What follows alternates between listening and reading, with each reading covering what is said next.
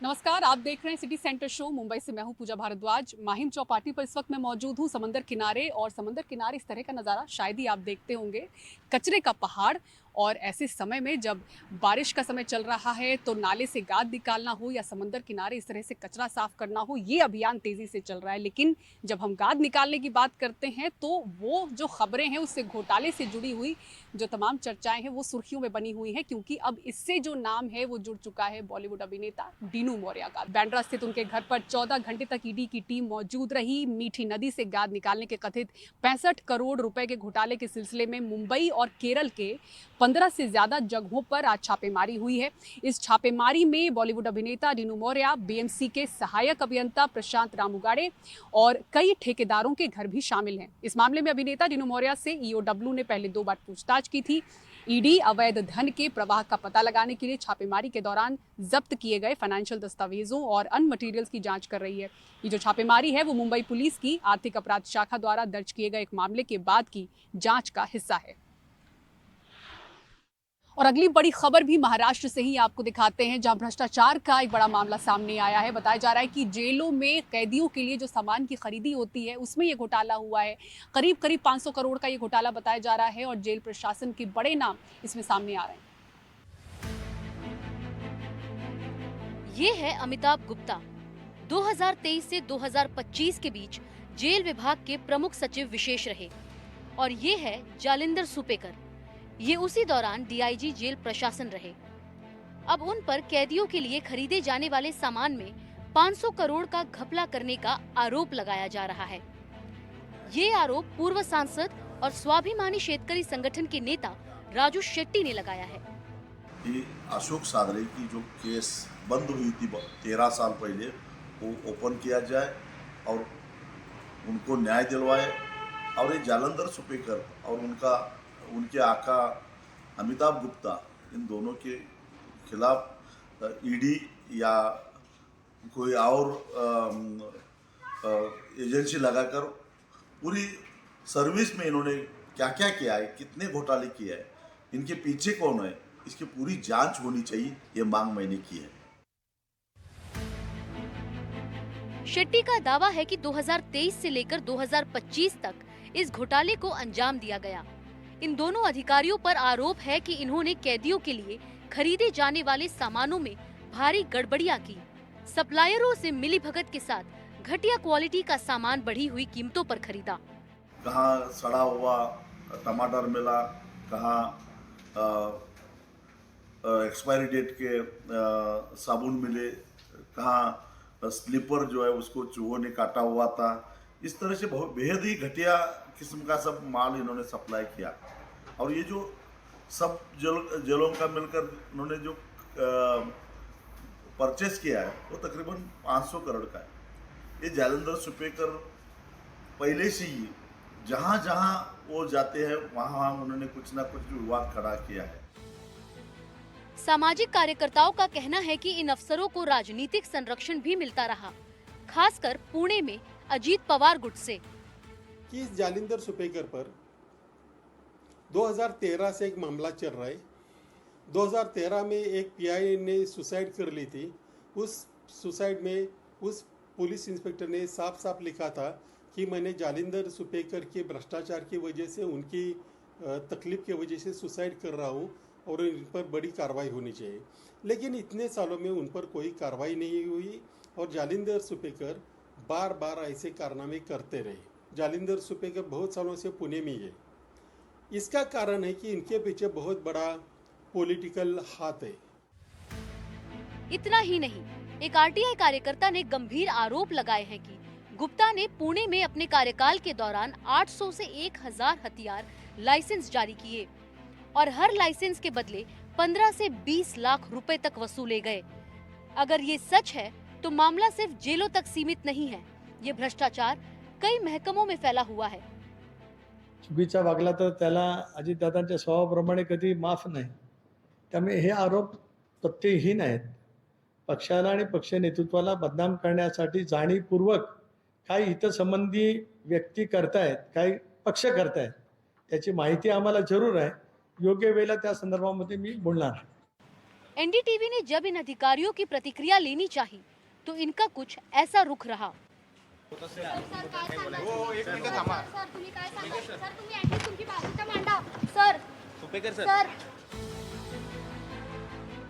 इस घोटाले की खबर सरकार को भी है, लेकिन ये सवाल उठ रहा है कि मुख्यमंत्री देवेंद्र फडणवीस ने इस मामले को लेकर चुप्पी क्यों साध रखी है। सरकारची भूमिका अतिशय स्पष्ट आहे की सरकारने त्यांना त्या पदावरनं साईड पोस्टला टाकलेलं आहे आणि आता या प्रकरणामध्ये जे काही आरोप होत आहेत त्या आरोपांची चौकशी केली जाईल। 500 करोड़ का ये तथकथित जेल घोटाला न सिर्फ पुलिस और जेल प्रशासन के कार्यप्रणाली पर सवाल खड़े करता है, बल्कि पारदर्शिता और जवाबदेही की भी भारी कमी को उजागर करता है। ऐसे में अब देखना ये होगा कि गुप्ता और सुपेकर के खिलाफ क्या कार्रवाई होती है या फिर ये मामला भी धीरे धीरे ठंडे बस्ते में चला जाएगा। फिलहाल जनता सवाल पूछ रही है और जवाब देने के लिए कोई नहीं। मुंबई से कैमरा पर्सन सुनील खंकरियाल के साथ सुजाता द्विवेदी, एनडीटीवी इंडिया के लिए। और जम्मू कश्मीर में दुनिया के सबसे ऊंचे चिनाब ब्रिज का उद्घाटन प्रधानमंत्री नरेंद्र मोदी ने कर दिया। तूफान से लेकर भूकंप के झटके भी इस ब्रिज का कुछ नहीं बिगाड़ पाएंगे। मनोज्ञा लोईवाल की ये रिपोर्ट आपको दिखाते हैं। ट्रेन की ये जो आवाज सुन रहे हैं आप, यही बता रही है कि आज पहली ट्रेन निकली है और इसने इतिहास रच दिया है। विश्व के सबसे ऊंचे रेलवे स्टेशन पर जो इंस्पेक्शन कार जा रही हैं बार बार, क्योंकि पहली ट्रेन तो निकल चुकी है जिसने अपना सफर तय कर लिया है। 10 घंटों के सफर को मात्र 3 घंटे में तब्दील कर दिया है। अब आपको इस ब्रिज की तस्वीर के साथ इसकी विशेषताएं जरा बता दें, देखने में अद्भुत है। कल्पना कीजिए, मैं यहाँ से इसे खड़े होकर देख रही हूँ और लग रहा है कि इसे बनाने में कितनी मेहनत लगी होगी, कितना खून पसीना बहा होगा, सिर्फ ये सोचकर कि इस ब्रिज का निर्माण करना एक चुनौती था। 1 दशक पहले यहाँ कुछ भी नहीं था। जो इंजीनियर्स, जो अधिकारी, जो कर्मचारी रेलवे के और बाकी सारी एजेंसीज के आए थे, उन्हें ये नहीं समझ में आ रहा था कि इस पार से उस पार जाने के लिए इन पहाड़ों के रास्ते से होकर निकलना पड़ता था। लेकिन अब इसकी दूरी 1315 मीटर का ये पुल पूरा कर देता है। लेकिन इसे बनाने में 22 वर्ष लगे हैं। 22 वर्ष क्यों लगे हैं, उसकी खासियत आपको बताते हैं। इसमें करीब 18 पिलर्स हैं। इन 18 पिलर्स पर यह पुल टिका हुआ है। लेकिन इसकी विशेषता है इसका आर्च, यानी कि उसका ये घुमावदार डिजाइन, जो ये बताता है कि इस पुल की विशेषता है उसकी ताकत। 38,000 टन लगा हुआ स्टील, और उसके साथ साथ यहाँ से जब सरपट दौड़ेगी ट्रेन तो कितनी आपको सुविधाएं की प्राप्ति होगी, सिर्फ इसलिए क्योंकि हजारों लोगों ने 2 दशक से ज्यादा इस पर समय दिया है। और आज ये एक पुल ऐसा बन के तैयार है जिसे ये जरूर कहा जा सकता है कि जैसे कश्मीर पूरे भारत के माथे का मुकुट है, तो ये पुल भारत के माथे पर कोहिनूर। कैमरा पर्सन जेवियर थॉमस के साथ मनोज्ञा लोईवाल, रियासी, जम्मू कश्मीर, एनडीटीवी इंडिया के लिए। और इसी के साथ ही प्रधानमंत्री नरेंद्र मोदी ने आज कटरा से श्रीनगर जाने वाली वंदे भारत को भी हरी झंडी दिखा दी, जो कि दुनिया के सबसे ऊंचे रेलवे पुल से गुजरी। हमारे सहयोगी मुकेश सिंह सेंगर ने इस वंदे भारत ट्रेन से यात्रा की। ये विशेष रिपोर्ट आपको दिखाते हैं। इतिहास में एक नया अध्याय जुड़ने वाला है, क्योंकि ये ट्रेन अब कुछ ही मिनटों में, कुछ ही पलों में यहाँ से निकलने वाली है। और मैं कोशिश करता हूँ कि यहाँ से कुछ तस्वीर आपको दिखा पाऊँ। ट्रेन के अंदर हलचल है, हालांकि अभी कोई यात्री इसके अंदर नहीं बैठे हैं। सारे पत्रकार साथी हैं, रेलवे के अधिकारी हैं, वो सब बैठे हुए हैं। जो कमर्शियल ट्रेन है वो कल से शुरू होगी, तो एक एक्साइटमेंट है सब में। और मैं अपनी बात करूं तो मुझे भी बड़ा गर्व महसूस हो रहा है कि मैं इस यात्रा में, इस सफ़र में जो इसकी शुरुआत हो रही है, मैं भी इसका साक्षी हूं। तो ये अपने आप में बहुत बड़ी बात है कि इतिहास के उस पल के आप गवाह होने जा रहे हैं जिसका सालों से इंतजार था। हर कोई सपना देख रहा था कि कब कश्मीर जो है देश के बाकी हिस्सों से जुड़ेगा। तो आप देख सकते हैं कि किस तरह से प्रधानमंत्री यहाँ पहुँच चुके हैं और पहले वो बच्चों से मिलेंगे। बच्चों से मिलने के बाद वो इस ट्रेन को, वंदे भारत ट्रेन को हरी झंडी दिखाएंगे। आज पूरे देश को ये एक बहुत बड़ी सौगात मिली है, खुशखबरी मिली है, खासकर हम लोगों के लिए, क्योंकि 2 सीज़न होते हैं। जो सर्दियों के मौसम में बानीहाल या रामबन की बात की जाए तो रोड बंद रहता था, बड़ी दुश्वारियों का सामना करना पड़ता था, मुश्किलात का।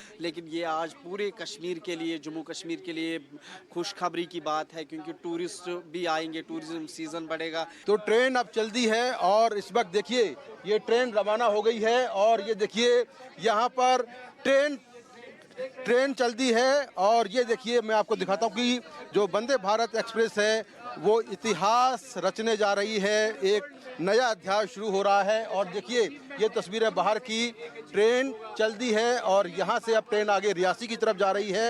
ये देखिए प्रधानमंत्री भी यहाँ पर खड़े हुए हैं, ट्रेन आगे बढ़ रही है और ये एक लंबे समय से जो इंतज़ार था वो अब इंतज़ार खत्म हो गया है। मैं भी इस ट्रेन के अंदर बैठा हूँ, इतिहास का साक्षी हूँ। और ये देखिए प्रधानमंत्री नरेंद्र मोदी की तस्वीर, ये देखिए रेल मंत्री, जम्मू कश्मीर के मुख्यमंत्री और यहाँ के जो राज्यपाल उपराज्यपाल हैं वो यहाँ पर हैं और ये ट्रेन अब आगे बढ़ रही है। अब मैं आपको बताता हूँ कि यहाँ से जब हम आगे जाएंगे, ये देखिए सामने भी देखिए किस तरह से बच्चे खड़े हुए हैं जो कि हाथों में झंडे लेकर खड़े हुए हैं। ट्रेन की स्पीड अभी कम है, धीमे धीमे ट्रेन आगे बढ़ रही है। सांगलदान रेलवे स्टेशन तक जाएंगे आज हम लोग और वहाँ से ट्रेन वापस आएगी। लेकिन कल जब कॉमर्शियल ट्रेन शुरू होगी तो यात्री यहाँ से श्रीनगर केवल 3 घंटे के अंदर पहुँच जाएंगे। बहुत ज़्यादा अच्छा अनुभव रहा है। मोरोवर मैं एक ट्रैवल ब्लॉगर हूँ, पूरा इंडिया मैंने ट्रैवल किया है।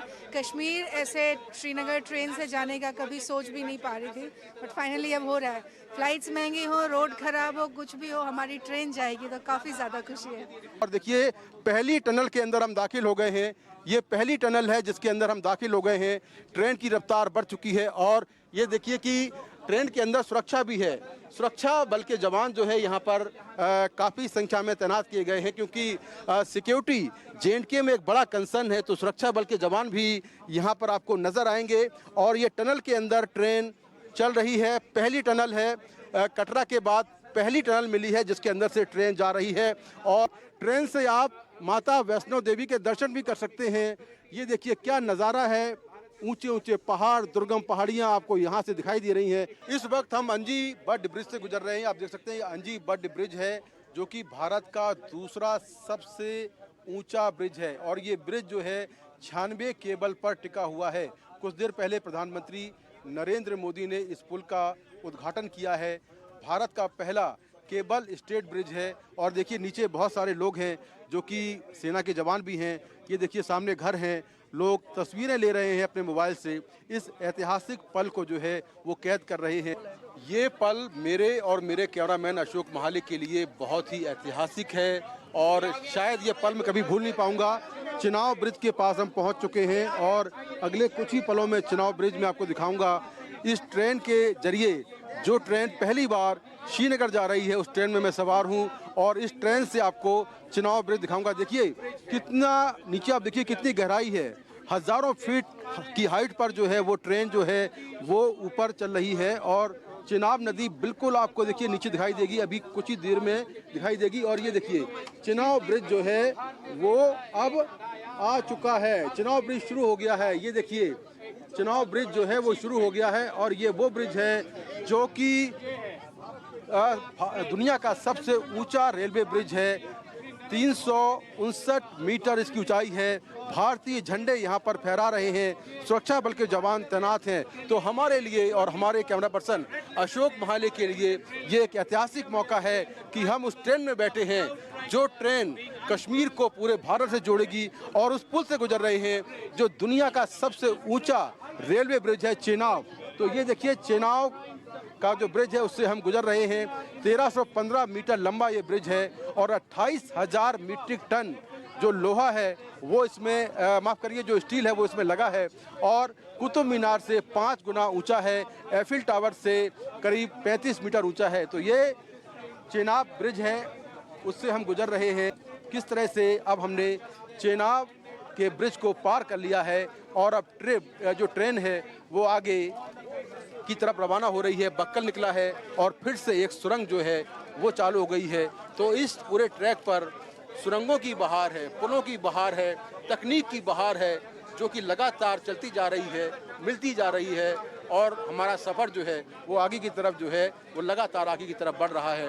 तो ये हमने जो पल कैद किया है, इस पल की कोई कीमत नहीं है, अमूल्य पल है ये। और ये जो चिनाब का ब्रिज था उससे अब हम आगे की तरफ बढ़ रहे हैं और सांगलदान का जो रेलवे स्टेशन है हम वहाँ पर जाएंगे। चिनाब ब्रिज के पास से वंदे भारत ट्रेन से कैमरामैन अशोक महाले के साथ मैं मुकेश सिंह सेंगर, NDTV इंडिया। और राजस्थान के मुन्ना भाई से अब आपको मिलवाते हैं। राजस्थान के भरतपुर के नीट 2020 परीक्षा घोटाला मामले में जयपुर पुलिस ने एक डमी कैंडिडेट को गिरफ्तार किया है। आरोप ये लग रहे हैं कि उसने दूसरे के प्रवेश पत्र पर अपनी फोटो लगाकर परीक्षा दी। पूरी खबर देखिए। नीट के 2 अलग अलग स्कोर कार्ड, फोटो एक ही शख्स की। पहला कार्ड रोल नंबर 3903619794। कैंडिडेट का नाम अजीत गोरा, जिसमें लगी हुई है अजीत गोरा की पिक्चर। अजीत का रिजल्ट 5 जून 2019 को आया था। वो भरतपुर में जगन्नाथ पहाड़िया मेडिकल कॉलेज से MBBS करके इंटर्नशिप कर रहे हैं। 1 साल बाद एक और नीट का स्कोर कार्ड, पिक्चर उम्मीदवार की हूबहू वही है। नाम है सचिन गोरा। सचिन का रिजल्ट 16 अक्टूबर 2020 को आया था। अच्छी रैंक लाकर सचिन को जोधपुर एम्स में पढ़ने का अवसर मिला और पुलिस सूत्रों के अनुसार उसने भी MBBS करके इंटर्नशिप की है। लेकिन दोनों स्कोर कार्ड्स पे एक ही पिक्चर देखकर राजस्थान की SIT, जो चीटिंग गैंग्स का पर्दाफाश कर रही है, चौंक गई। सचिन की जगह अजीत ने एग्जाम दिया था। इस आरोप में अब दोनों को पुलिस ने गिरफ्तार कर लिया है। इन दोनों, जो एक था जिसने एग्जाम दी डमी कैंडिडेट बनकर, एक था जो लाभार्थी रहा सचिन गोरा, इस तरह इस षड्यंत्र में डमी कैंडिडेट बैठाकर एग्जाम में अनुचित साधनों का प्रयोग करते हुए लाभ लिया गया। इसी क्रम में इन दोनों को गिरफ्तारी किया गया। तीसरे को अभी दस्तयाब किया गया, जिसको शीघ्र ही गिरफ्तार किया जाएगा। पुलिस कहते हैं कि ये पहचान बदल के डमी कैंडिडेट बिठाने का केस है। साथ ही धोखाधड़ी, षड्यंत्र रचना और परीक्षा में गलत तरीके अपनाने को लेकर दोनों अजीत और सचिन के खिलाफ FIR दर्ज हुई है। साथ ही पुलिस ये भी जांच रही है कि आखिरकार अजीत को डमी बनाने का आइडिया कहां से आया। इस संदर्भ में पुलिस ने एक आयुर्वेदिक डॉक्टर को हिरासत में ले लिया है, जिसने इस केस में 60 लाख रुपए देकर दलाल का काम किया था। कहानी बॉलीवुड हिट मुन्ना भाई MBBS से कम नहीं है, लेकिन रियल जिंदगी के बदले रियल जिंदगी में ये गलती भारी पड़ सकती है। जयपुर से हर्षा कुमारी सिंह, NDTV। और अब आइए बात करते हैं बेंगलुरु भगदड़ मामले की, जिसमें अब 3 FIR दर्ज हो चुकी है। भगदड़ के पीड़ित ने RCB के खिलाफ FIR दर्ज कराई है। आपको बताते हैं इस मामले में आज क्या कुछ हुआ। इस मामले ने ऐसा तूल पकड़ा कि CM सिद्धरमैया के पॉलिटिकल सेक्रेटरी हटाए गए, इंटेलिजेंस प्रमुख की भी छुट्टी हो गई है। बेंगलुरु भगदड़ के खिलाफ मांड्या में भी प्रदर्शन हुआ। बीजेपी नेताओं ने CM, डिप्टी CM का विरोध किया है। हुबली में भी बीजेपी कार्यकर्ताओं का विरोध प्रदर्शन हुआ। सिद्धरमैया और DK शिव कुमार के इस्तीफे की भी मांग उठी है। और सिटी सेंटर शो में इतना ही। पूरी टीम को दीजिए इजाजत। खबरों के लिए बने रहें NDTV इंडिया। नमस्कार।